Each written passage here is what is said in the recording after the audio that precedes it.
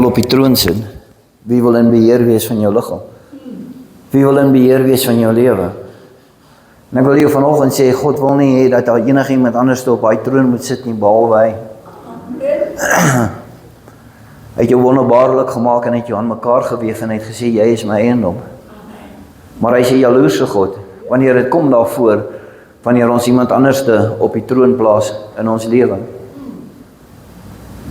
En hierdie persoon wat jy op die troon plaas in jou lewe, gaan jou lewe verwoes, as dit nie God is nie. Want jy sien 'n afgod, en dit gaan jou wegtrek van die Here af, en hy gaan probleme veroorsaak in jou familie, en hy gaan probleme veroorsaak in die lewe en die mense om jou. En hy gaan alles moontlik, dit wat mooi is en dit wat opgebou is deur God, gaan hy wil afbreek, want hy is jaloers op God. En hy sal wil kom om te roof en te steel, sodat jy nie die goedheid en die guns van God kan ervaar nie. En ons laat dit toe. Ons laat toe dat hierdie afgod in ons lewe inkom en ons dink dit is oukei. Ek het 'n boek by Omeni gekry wat ek lees. Is 'n boek van die Gideons is. Ek dink dit is William Vry wat hom geskryf het, as ek reg is. En hy sê die kerke is so gemaklik dat hulle glo daar's 'n middel. Hy sê maar daar by God is daar nie 'n middel nie. Of jy is warm of jy is koud. As jy dink jy is in die middel, as jy dink jy is lou, dan sê hy vir jou, hy gaan jou uitspoeg en jy gaan nie daar wees nie. Jy sien, hy wil alles hê of niks. En ons kan dit nie verstaan nie, en ons kan nie verstaan nie, partymal die binnekant in ons, dan glo ons, dat as ek in die middel is ek oukei. Ek wil vandag vir jou sê, dink weer as jy in die middel is, want die kans is goed dat jy dit nie gaan maak nie. Hy wat regeer in jou lewe en wat in beheer is van jou lewe, gaan jou eindbestemming bepaal.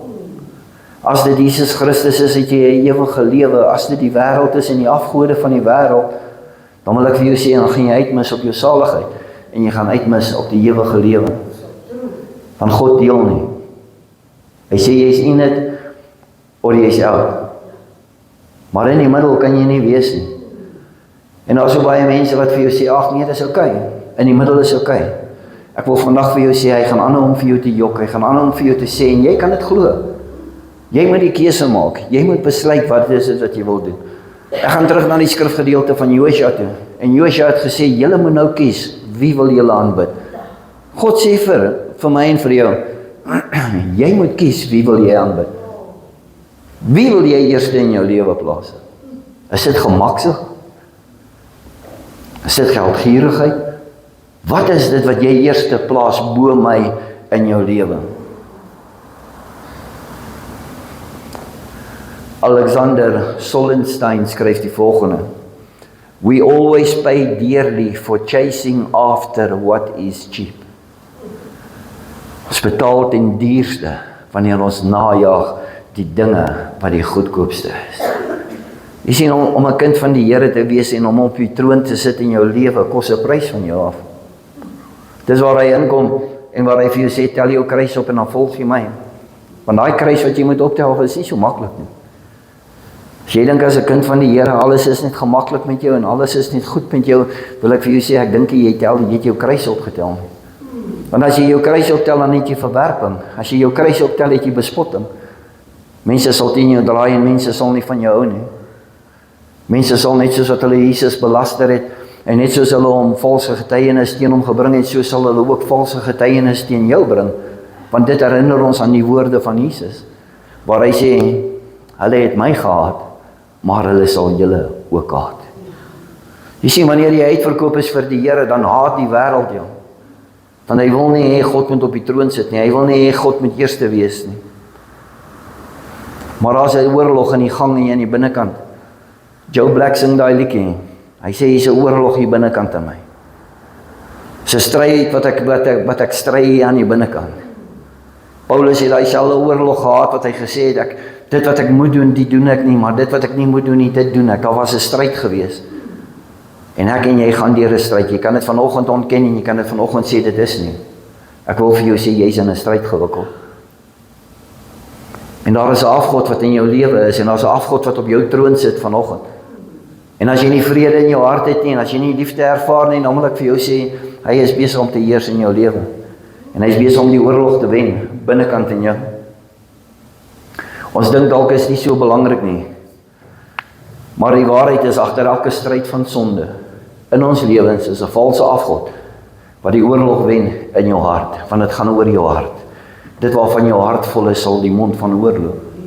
Dit wat geanker is in jou lewe, dit wat eerste is in jou lewe, dit is wat uit jou mond uit sal uitkom. En nie voordat daardie afgod ontroon word nie, en die lewe ware God heerskappy het nie, sal jy nie in oorwinning kan lewe nie. Ek het 'n prentjie opgesit. As jy vir my eers daai prentjie kan kry daar so asseblief. Ek weet nie of jy hom so mooi gaan sien nie. Daar is 'n prentjie. Afgode van die wêreld. Wanneer ons daarna kyk, dan sien jy, daar is afgodsbeelde. Daar is voertuie, daar is geld. Tot daar so in die middel aan die een kant sal jy sien is 'n selfoon. En selfs 'n selfoon word 'n afgod. Ons kan meer tyd op die selfoon spandeer as wat ons tyd in die teenwoordigheid van die Here kan spandeer.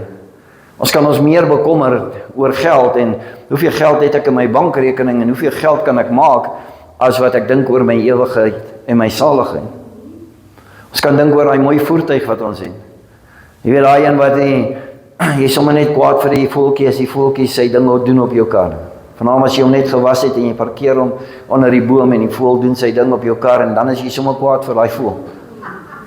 Enige iets wat eerste plek in jou lewe inneem en dit is nie God nie, is 'n afgod. En as een waaroor ons gaan praat vanoggend en hy sit aan 'n lekkie. Jy het dalk nie so aan dit gedink nie, maar hy is 'n moeilike een, want dit is 'n saak wat jy vir jouself moet uitmaak. En dis die afgod van liefde. Wanneer ons dink aan liefde, dan dink ons aan 'n romantiese verhouding. Dan dink ons aan al die ander dinge wat gepaard gaan met liefde. Ons dink aan liefdadigheid, ons dink aan allerhande ander dinge. En al hierdie goed kan 'n afgod in jou lewe wees, as God nie eerste in jou lewe is nie. Ons mis dit, ons praat nie daaroor nie, en ons wil nie daaroor praat nie. Wanneer ons gaan na Josua 24 toe, vers 22 en 23, die kerngedeelte waaroor ek gaan. Julle staan self daarvoor in, dat julle besluit het om die Here te aanbid. Jy sit vanoggend hier so, want ek glo iewerste in jou hart het jy besluit, ek wil die Here aanbid. Maar jy sien, wanneer ons hier uitstap, dan skop ons hom van die troon af, en ons laat toe, laat die 6 dae ander afgod in ons lewe instap. En wanneer jy dit doen, is jy besig om 'n gevaarlike speletjie te speel. Want jy skop hom dalk vandag af terwyl jy huis toe gaan, maar jy word dalk nie môreoggend wakker nie. Môreoggend is dalk die dag wat die Here besluit, ek kom jou haal. Of môre is die dag wat jy jou laaste asem uitblaas en jou tyd op hierdie aarde is vir jou verby. En jy het hom afgeskop en jy het 'n ander afgod in jou lewe geplaas, dan moet ek vir jou sê, as daai ander afgod in jou lewe is, gaan jy dit heel moontlik nie maak in die koninkryk van God nie. En ons dink God is 'n harde en 'n genaakbare God. Hy is wanneer dit kom by sonde. Wanneer dit kom by afgode, is hy 'n harde God, want hy kan dit nie duld nie. En as hy die engele en die demone gaan straf en in 'n vuurpoel gaan ingooi, as jy sonde in jou lewe het, gaan hy dieselfde met jou doen. Hy gaan nie vir jou sê, ag, jy's net 'n goeie persoon nie. Ja, ek verstaan, jy het 'n harde tyd op hierdie aarde gehad, daarom gaan ek jou vrystel en ek gaan al die ander wat in rebellie was teen my, gaan ek in die vuurpoel gooi en ek gaan jou los nie. Dit werk nie so nie, hy's 'n heilige God. En hy gaan dit doen. Hy gaan jou in daai vuurpoel gooi saam met dit. Want dis wie hy is. Hy haat dit wanneer iemand anderste voorkeur in jou lewe is. En hy vra vir jou, as jy my aanbid, en as ek in die troon van jou lewe is, en ek sit op daai troon, soek ek alles van jou. Ek is nie tevrede met die tweede beste nie. Ek is nie tevrede om my krummels en die oorskiet te kry nie. Ek soek alles van jou af.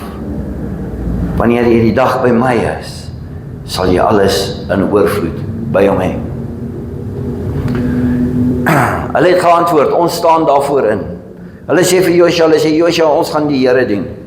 Goed, sê Josua, vernietig dan al die vreemde gode wat daar tussen julle is en verbind julle aan die Here, die God van Israel alleen.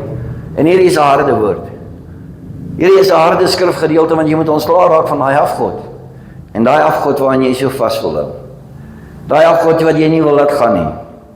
Luister, die Here sê vanoggend vir jou, raak ontslaaf van hom. Want daar is nie plek vir hom en vir my in jou lewe nie.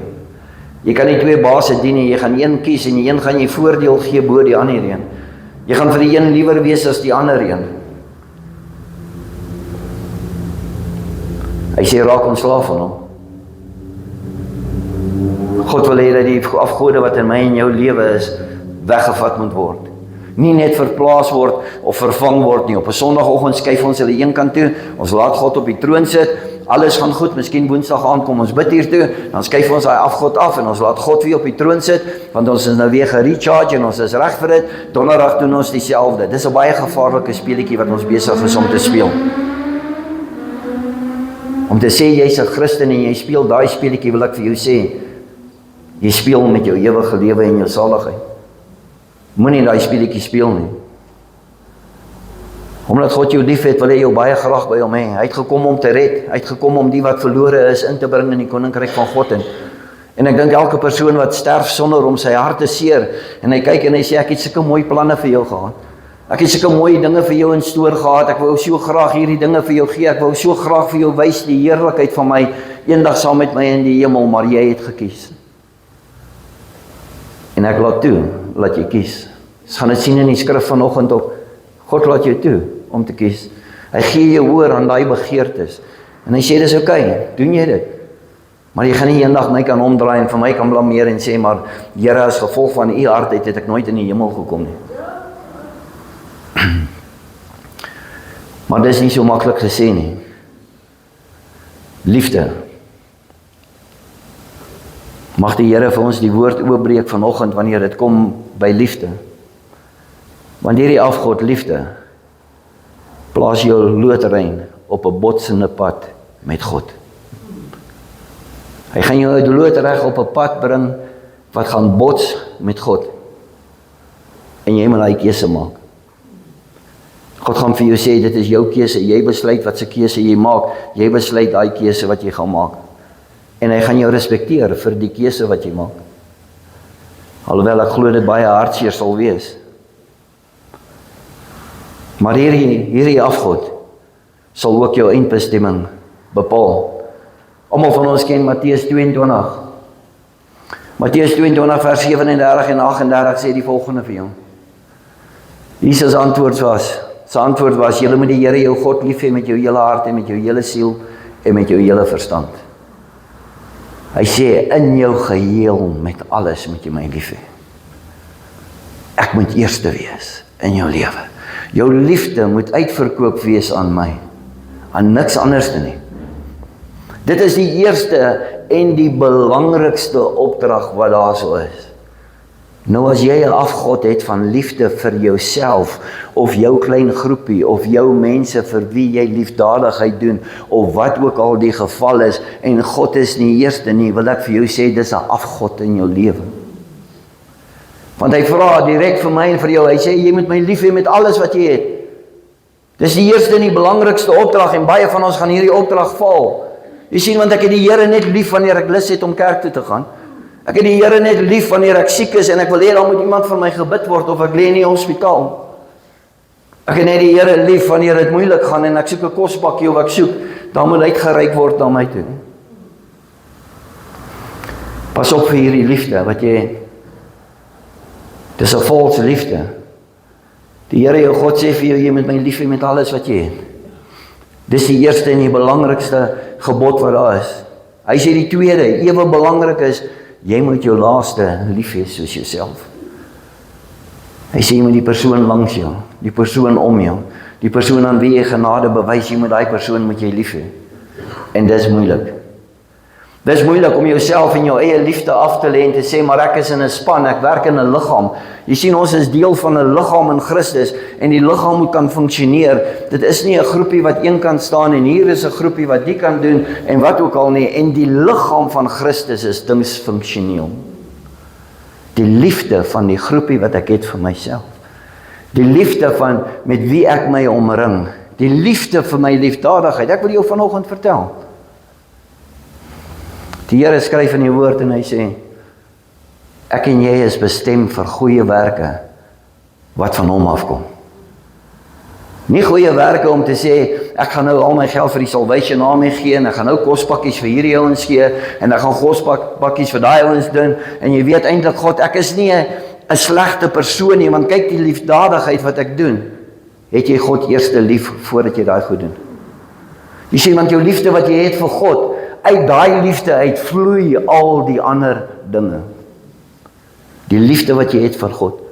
As jy hom lief het en sy liefde is in jou hart en jy gee hom vir hom, dan onmiddellik gehoorsaam jy sy gebooie. Dan onmiddellik doen jy dit wat hy van jou vra. En dis waarin dit gemeet kan word. Dis waaraan jy kan kyk en kan sien of iemand God lief het. Want as hy God lief het, sal hy sy gebooie onderhou en hy sal sy naaste lief hê soos hy self. God het vir my en vir jou geskep om lief te hê. Hom eerste, dan ons naaste. Maar die vyand verdraai dit en hy verander die samestelling van dit. Selfliefde kan 'n afgod word wanneer dit meer gesag kry as God self. Dit beteken dat ek van 'n goeie dinge afgod maak. Iets wat God goed gegee het, die liefde van God wat hy in my hart vir my gegee het, deur die Heilige Gees, want hy woon die binnekant in my, het ek gegaan en ek draai dit om en ek maak dit 'n slegte ding, want iewes skielik het ek ander liefde in my hart en ek skuif vir God een kant toe en hy is nie meer daar waar dit moet wees nie. Ek kan goeie dinge soos my familie, sukses, aanvaarding, geld, my planne, vir iets verander in iets wat ek aanbid en in die middelpunt van my lewe plaas. Jy sien daai liefde, en dis die eerste liefde wat ons het, wat ons vir God verloor. Ons verloor daai liefde en ons verplaas dit met iets anderste. God het my en jou gemaak om lief te hê. En as jy nie vir God lief het nie, is daar iets anderste wat jy sal lief hê, want jy is gemaak om lief te hê. You were made to worship. Jy sal iets anderste aanbid. Jy sal iets anderste lofprysing en eer gee as God nie op die troon is in jou lewe nie. Dan word die liefde 'n afgod. Dit is wat sonde is. Ek bou my lewe en my betekenis op iets anderste as op God. Kyk hoe goed is ek. Kyk hoe wonderbaarlik is ek. Ek doen al hierdie dinge en ek doen al hierdie dinge en God kan sien hoe goed ek is. Dit beïndruk nie vir God nie. En God sê vir my, en hy sê vir jou, hy sê, sy liefde vir hom moet eers kom, en dan vloei al hierdie dinge uit. Outomaties sal jy liefdadigheid doen. Outomaties sal jy begin omgee vir jou naaste en vir ander mense. Liefde is 'n geskenk van God, maar wanneer dit God se plek inneem, word dit 'n afgod. Die toets is eenvoudig. Is my liefde vir iemand of iets sterker as my gehoorsaamheid aan God? Jy kan dit toets. Toets dit vanoggend. Is daai liefde sterker as gehoorsaamheid aan God? As God vir my sê ek moet evangelisasie werk gaan doen, of God sê vir my ek moet dit doen en ek moet dit doen, maar ek is ongehoorsaam daaraan, dan is my liefde vir God nie so sterk nie. Dan mis ons dit. Is my liefde vir iemand of iets sterker as my gehoorsaamheid aan God? Hoor wat sê Johannes. Johannes 14 vers 15. Hy sê, as julle my lief het, sal julle my opdragte gehoorsaam. As jy hom lief het, as hy op jou troon is, as hy in die middelpunt van jou lewe is, dan sal jy alles doen wat hy van jou vra, want jy het hom lief. Ek kan onthou toe ek nog met my vrou uitgegaan het, en ek is alles oor my kop verlief op my vrou en alles, en as hy vir jou sê in die middel van die aand of in die winter, kom ons gaan eet 'n roomys, jy is tog te graag om 'n roomys te gaan eet, al is dit hoe koud vir jou. Omdat jy haar lief het. As jy God lief het, sal jy doen dit wat hy van jou vra, heel eerste. Jy sal sy gebooie onderhou, want dit is die liefde wat God vir jou het. Maar as jy dit weggeskuif het, is daar 'n ander liefde en 'n ander afgod in jou lewe. Hy sê in vers 16, en ek sal die Vader vra, en hy sal vir julle 'n ander raadgewer stuur, om altyd by julle te wees. Die Heilige Gees. Maar die Heilige Gees het ook God se liefde in my hart. Die Heilige Gees se attribute en sy karaktereienskappe is die liefde van God. Die liefde in my verhouding met God vloei uit in die liefde in die mense om my. Vertikaal met God, horisontaal met die mense om my.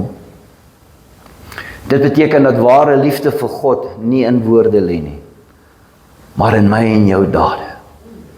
Dis waar mense kan sien, ek en jy is lief vir God. Dis waar mense kan sien, jy is uitverkoop vir God. Dis waar mense kan sien, hierdie is 'n kind van God en die liefde vir God is so sterk. Wanneer ons sy weë volg en sy opdragte uitlewe, bewys ons daardeur ons liefde vir hom.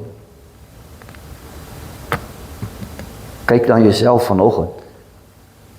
En dit is nie hier om vinger te wys of hier om jou skuldig te laat voel nie, maar kyk net aan jouself vanoggend. Lewe jy die liefde van God uit, gehoorsaam aan sy opdragte?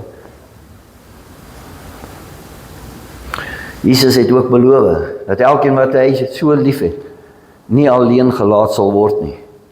God sal by hom kom en hy sal by hom woning maak. God kom maak woning by hulle wat lief is vir hom en wat uitverkoop is vir hom.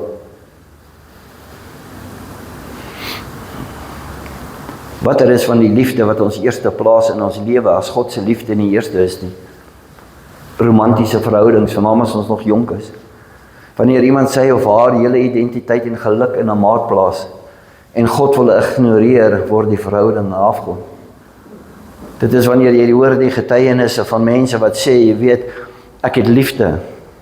God het my gemaak om lief te hê, maar my aantrekkingskrag is na iemand van dieselfde geslag. Is nie die liefde van God nie, dis 'n ander liefde wat 'n afgod in jou lewe is. En dit is teenstrydig met die woord van God. Sien, die afgod sal altyd 'n prys van jou vra en 'n afgod sal altyd teenstrydig wees met die woord van God.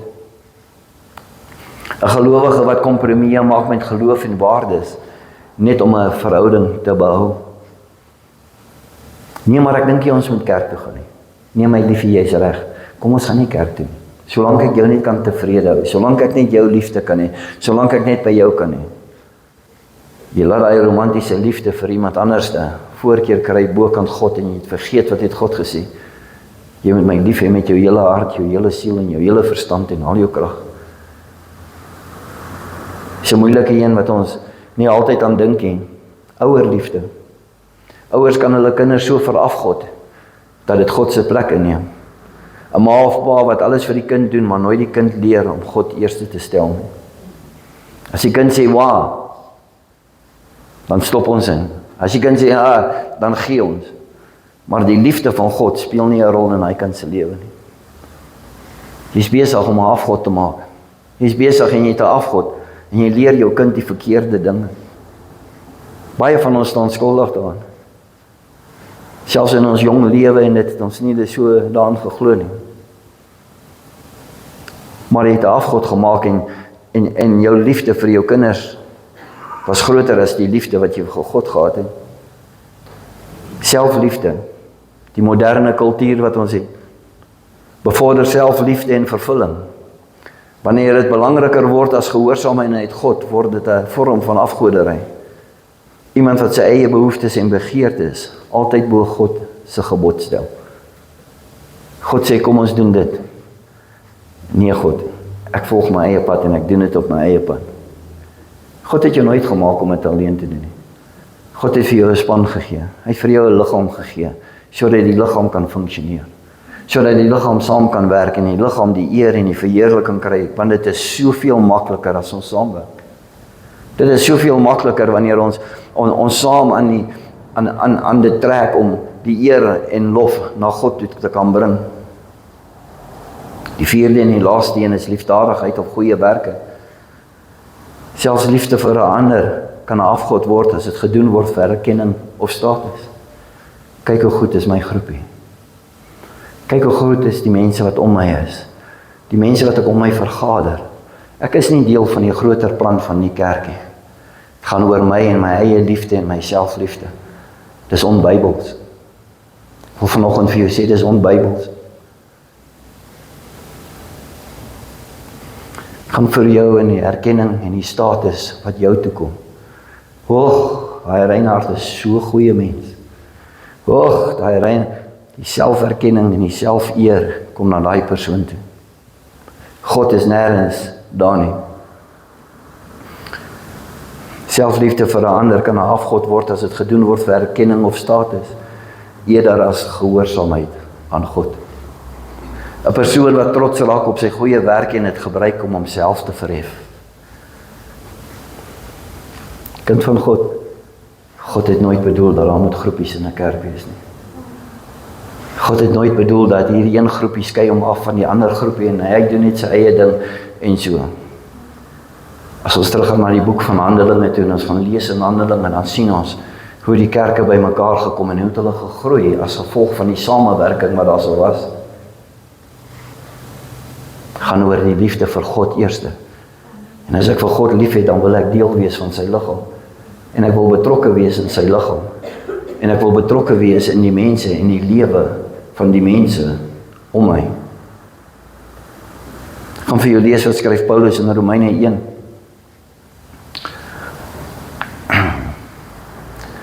Ja, hulle het 'n God besef gehad, maar tog het hulle hom nie geëer of aan hom dankbaarheid betoon nie.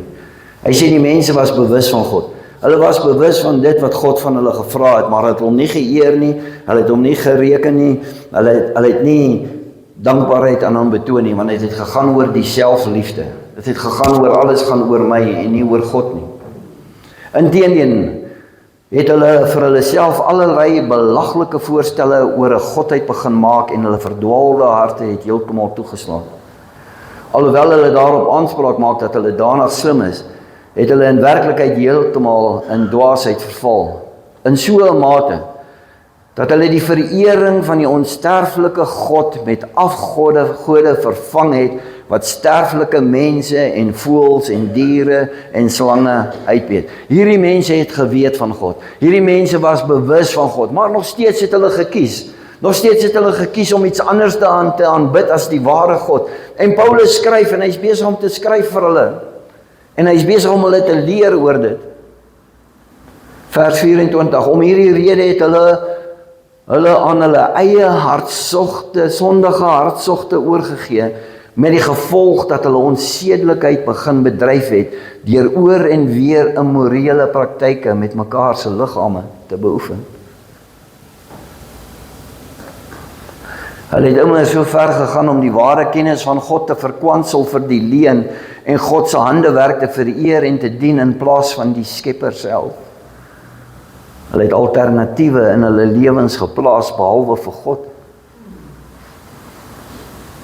Die God wat vir ewig geprys behoort te word. Amen. Dit is daarom dat God hulle oorgegee het aan hulle eie skandelike drifte. Hoor mooi. As jy aanhou met hierdie afgode, dan gee God jou oor aan hulle. En hy sê, jy kan maar doen dit wat jy wil doen, en sovoorts, jou einde gaan bepaal eendag waar jy gaan opeindig.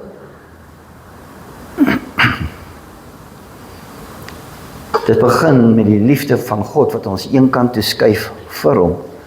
En ons begin om al hierdie ander dwaalleraars en al hierdie ander dwaalleringe aan te neem. En ons is besig om ons eie koninkrykie te bou, want dit gaan oor ons en die selfverheffing oor ons. God is nie meer in die prentjie nie. Selfs die vroue het die natuurlike seksuele verkeer verruil vir wat teen die natuur is, naamlik die met ander vroue. Op dieselfde manier het die mans die natuurlike manier om seksueel te verkeer prysgegee en 'n brandende begeerte na mekaar begin koester. Jy sien, dit het gegaan oor die liefde wat hulle vir hulle self het, nie God se liefde nie. Omdat die leemte daarso was en omdat God aan die ander kant toe geskuif is, het hulle begin kyk en die een ou het die ander ou aantreklik begin vind en die een vrou het die ander vrou mooi aanvaar en dit as gevolg daarvan dat God se liefde was nie meer daar by hulle nie.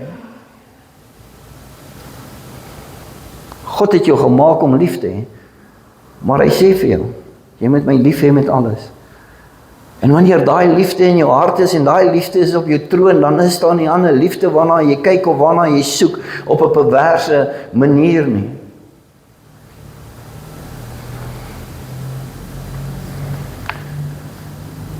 Mans het skandelike dade met mekaar gedryf.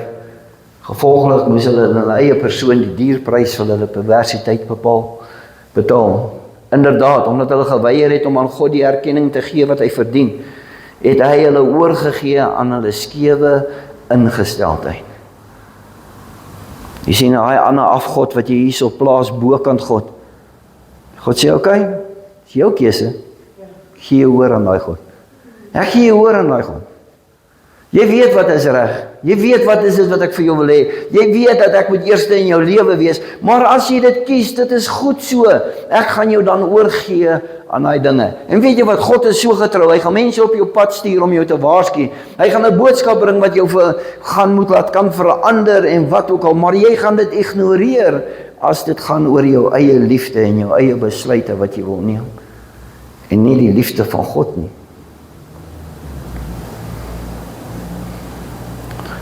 Gevolglik doen hulle allerlei onbehoorlike dinge. Hulle lewe word gekenmerk deur elke vorm van ongeregtigheid, boosheid, grypsig, wat kan ek kry? Kwaadwilligheid, ons stoot kwaad so ver as wat ons gaan. Die liefde van God nie daar is nie. Dit is hierdie dinge wat manifesteer in jou lewe. Dit is hierdie dinge wat eerste is in jou lewe. Hulle is vol jaloesie, moord, twisgierigheid, skelmstreke, slegte bedoelings en kinderpraatjies. Hulle steek kwaad. Hier agter word die kwaad gesteek, hier agter word die dinge gesaai en hier agter word die twyfel geplaas. Ek wil vir jou sê, daar's 'n afgod in jou lewe en dit is definitief nie die liefde van God in jou lewe nie. Want 'n kind van God doen nie sulke goed nie. Wanneer ons God lief het en wanneer ons sy gebooie gehoorsaam, dan doen ons nie sulke dinge nie.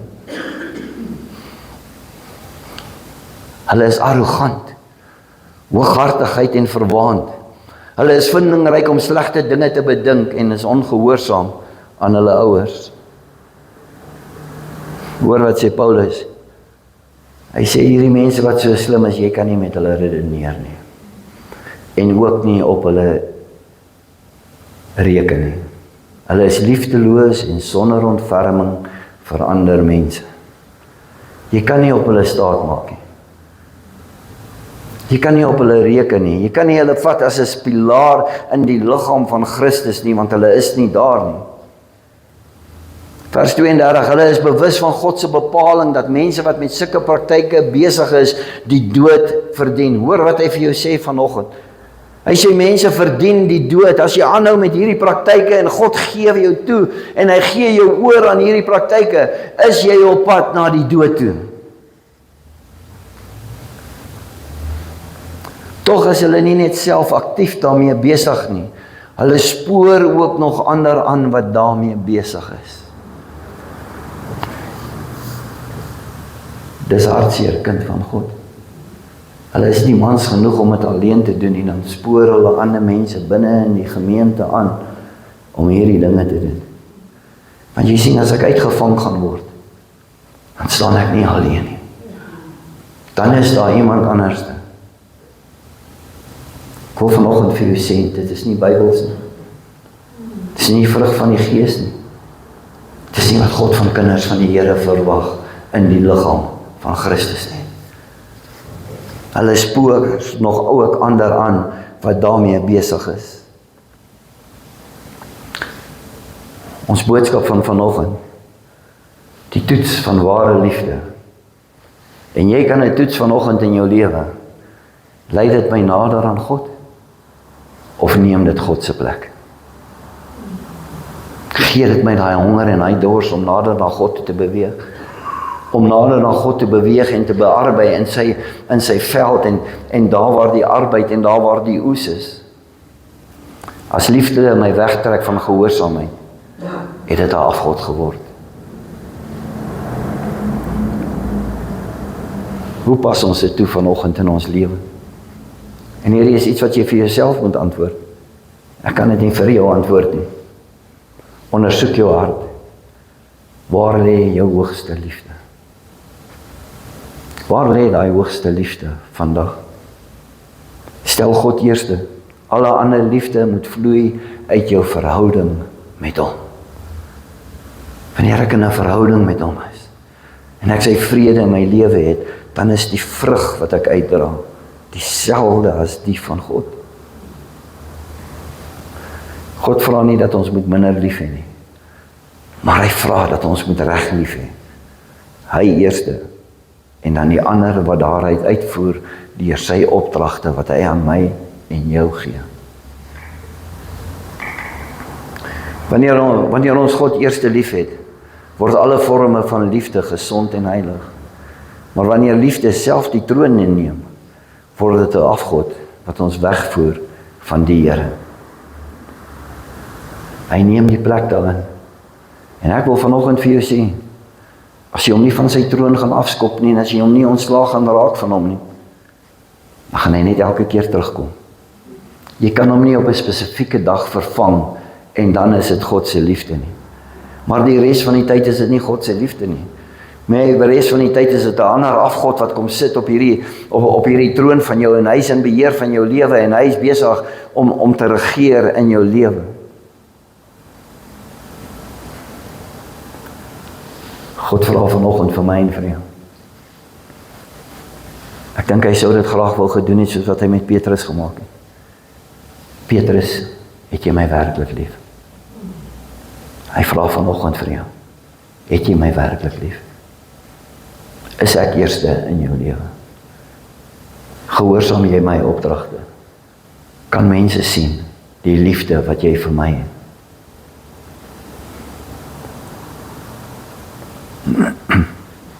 Wanneer die liefde van God gesien word in my en jou lewe, sal mense erken, daar is 'n God.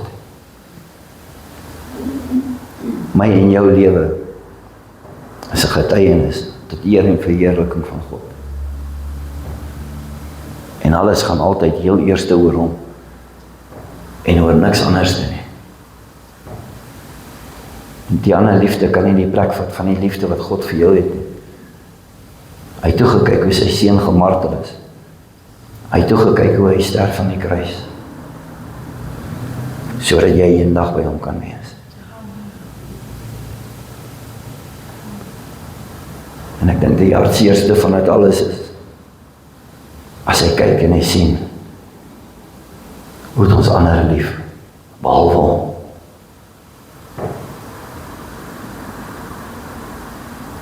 Mag die woord tot jou spreek, mag die woord vir jou 'n besluit maak en vir jou sê, ek moet hom eerste stel in my lewe. Gaan oor sy liefde, gaan oor sy grootheid, het gaan oor hom. En wanneer dit nie so is, dan vloei dit net uit. Dit vloei uit in die gemeenskap, dit vloei uit in die liggaam van Christus, dit vloei uit in die kerk en dit maak 'n verskil. Die kerk sal sy glorie en sy krag weer terugkry, wanneer ons so begin lewe en ons sit God heel eerste in ons lewe. Moenie laat 'n ander afgod in jou lewe heers nie. Jy kan jou saligheid verloor. Hemelse Vader, ek loof en ek prys U vanoggend.